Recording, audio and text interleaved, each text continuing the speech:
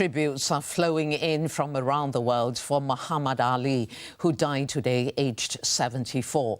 For more on the Ali phenomenon, reporter John Baldock spoke to boxing writer and commentator Paul Upham about how the fighter's appeal spread far wider than the sport.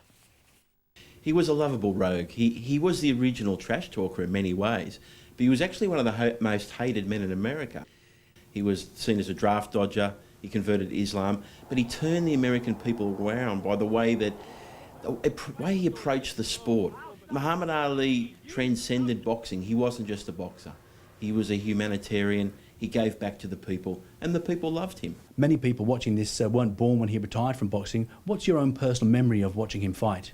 There was something about him, the way that he got through to people, that people knew that he was something special. And he was a special. There's two things. He was a great boxer. He was the best heavyweight in the toughest heavyweight era, arguably the greatest heavyweight of all time. But there was so much more to Muhammad Ali. The way that he stood up for his religious beliefs. He was convicted as a draft dodger, and he did not box for 3 years of his prime in his middle 20s. And that religious conviction that he had, that he wasn't going to join the American army, I think people saw that later on, that he was sincere in his beliefs. The Olympic torch in Atlanta shocked a lot of people. Was that a shocking moment for you to see him when he came out to light the torch?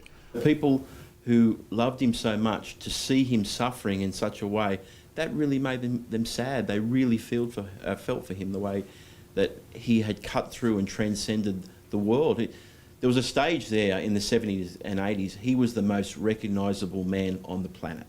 He called himself the greatest. Do you think he was? I say that he was the best heavyweight in the toughest heavyweight era. The 1970s had the most and talented depth of heavyweight boxing, and he was a 3-time heavyweight world champion. First one in the 1960s, had to give it up when he was convicted as a draft dodger. And I think that he had the speed, he had the punching power, but he had the intelligence, he had the ring smarts that made him the greatest heavyweight of all time.